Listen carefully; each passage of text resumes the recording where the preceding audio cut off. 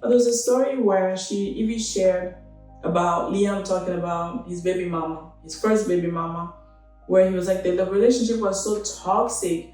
And he says, can you look at me? Just look how gorgeous and beautiful I am. And he said, this woman, we will be during sexual intimacy. And she literally looks at me and she says, are you done? When are you going to be done? And he says, what woman will ever even dare to talk to me like this? The audacity. But anyways, and then Evie will ask him, this is something that kept coming up a lot in the audio. He's like, what is it that you did to her for her to get to that point? Because usually women have big hearts and they don't leave the first time, or they don't start having those reactions of during sex, someone telling you to physically get off of her, or when are you going to finish? Because one thing happened, it's an accumulation of things. And she will often like, what did you do? Like, what is it that you did? And even then, he couldn't quite identify what he did. He had a hard time looking beyond how gorgeous or wonderful or whatnot of a person that he was, enough to be able to understand and take accountability for his part of the dysfunction. So additionally, if someone is blaming their past relationship problem on all their exes, it shows that they cannot take responsibility or accountability for their actions. And that is a major red flag. I see it today on the right, I am running on the left, okay? So shortly after, Liam's birthday is around the corner. Evie is a giver who tends to go above and beyond to show love and care for those she holds dear. Her generous nature is not limited to material items, but also include thoughtful gestures and acts of service to convey her feelings. I heard this cautionary statement somewhere, and it stuck with me. If you are a giver, remember not to fall in love with a taker. And I cannot overstate the importance of giving within certain boundaries, especially during the early phase of a relationship. You don't really know who this person is, and you don't know their true intentions. From the outset of their relationship, Evie regarded Liam and his 9-year-old daughter as part of her family, even though she never, I think if I remember well, she never met the daughter. Even after the breakup, she never met her at any point. But still, she considered them as part of her family, despite never having met the child. As a result, she made considerable efforts in her gift giving. Liam consistently expressed his gratitude, often stating, "My daughter adored it. She sends her thanks and eagerly anticipates meeting you." The anticipated meeting was a poignant prospect that hinged on her actions and his decision regarding discipline. For instance, after Evie transitioned from her full-time role in the private sector to establishing her clinic full-time, she had not utilized her benefits, so she presented lavish gifts. So this cutting-edge eyewear, merges the timeless design of Ray-Ban sunglasses with state-of-the-art technology, enabling users to take photos and videos directly through your glasses. So Evie rationalized the extravagant gift by telling herself, so she got one for the daughter, if I remember well, one for Liam. And how she rationalized it is, it's not as if I'm spending, this is quote, if I'm spending my own money, I must utilize the insurance funds or I will forfeit them. While this reasoning is sound, it's more than mere logic. Evie frequently defended her generous nature to her friends, asserting that it is simply who she is. And she'll bring gifts for everybody, her daughter, to her friends, and then she will bring gift to Liam, right? She will go to friends, she knows that, he likes le coq sportif, and she will go out of her way to make sure that she will bring something like that, or eventually you will hear about this, his son, a baby, right? So like a toddler.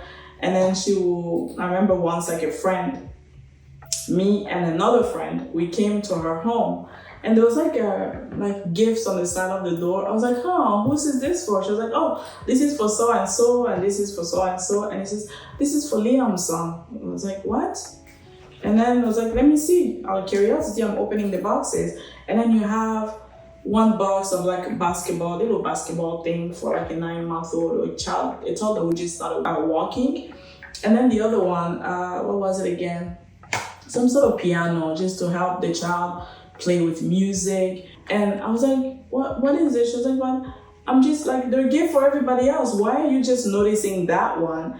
And I was like, we're noticing that because this is not your family. You have not even met these people. You don't even know these people, right? And this is how people end up being taken advantage. Your kindness will end up being taken advantage of, or getting like a Sephora, a Pandora beautiful necklace for Christmas for his daughter with her initial on it. And all of this might seem like really nice gestures, but this is too much, too fast. Slow down. You can do that with your friends and it's reciprocated, but the contexts are different. So let's go back to the story. So as I was mentioning, the distinction lies in the fact that her friend reciprocates her kindness, often surpassing her expectations.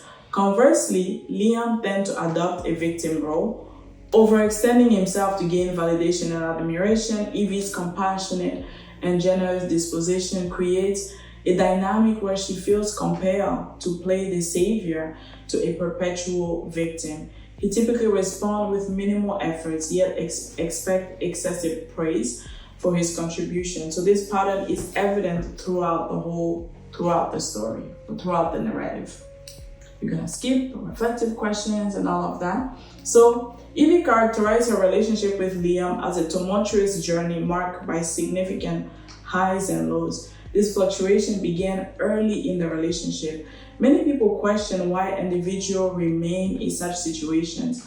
The reasons vary, right? Using the roller coaster metaphor, I love metaphor. I integrate this a lot in my work. So the initial phase of the relationship was filled with exhilarating thrill, akin to the excitement of a roller coaster ride. So the individual exhibiting narcissistic traits often captivates their partner, idealizing them and making them feel unique, cherished, and valued. However, just as a roller coaster features sudden and unexpected drops, one can anticipate steep emotional declines occurring early in the relationship. For example, Liam frequently vanished for days without any notice. Initially, this behavior left Evie feeling anxious, concerned for his safety, and bewildered by his silence. She likened the emotional instability to the unsettling sensation experienced after a sharp drop on a roller coaster.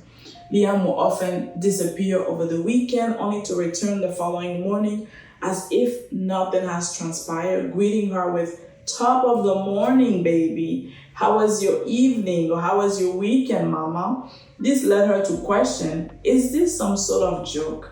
At first, as a strong individual, she had no trouble confronting him and holding him accountable for his actions. However, he would typically respond with elaborate, dramatic explanations for his absence. Remember, we talked about it.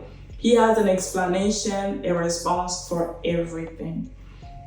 While the specifics of Liam's stories varied, recurrent themes of emotional distress, psychological turmoil stemming from past trauma, unexpected financial difficulties, and feelings of being overwhelmed due to a lack of balance and excessive work often emerged. For instance, he frequently spoke of experiencing severe depression, feeling trapped in a dark place, accompanied by an overwhelming sense of hopelessness. He also recounted his battle with anxiety, which led him to withdraw from social interactions to concentrate on finding ways to escape his predicament. He emphasized the importance of Evie trusting in his capacity to navigate his emotional difficulties independently. Another recurrent theme was the imbalance in his life resulting from self-sacrifice and excessive work. He often expressed that if he could manage to cover his rent without dedicating additional time and energy to overtime, he could redirect those resources towards fostering a stronger and also a healthier relationship with Evie. He shared a lengthy account of losing his side job that Evie was unaware of, which added to his stress regarding his mortgage. He acknowledged the need for assistance and time to develop a solid, long-term strategy for better managing his financial obligations. Evie found it challenging to witness Liam in such a precarious economic situation, not only did she offer to pay half of his rent, but she also created a long-term plan for him. Utilizing her resources, she assisted him in becoming a host for international students by providing accommodation, meals, and a supportive environment, while also facilitating cultural exchange experiences for a fee. She was astonished at how swiftly he reached out to the organization and initiated the process. She frequently praised him for his remarkable ability to engage with the homestay program, complete the application, undergo a background check, and arrange a home visit in a short period, all while working long hours on the road and also out of town. He graciously accepted the compliment, describing himself as disciplined and committed to improving his life and their relationship.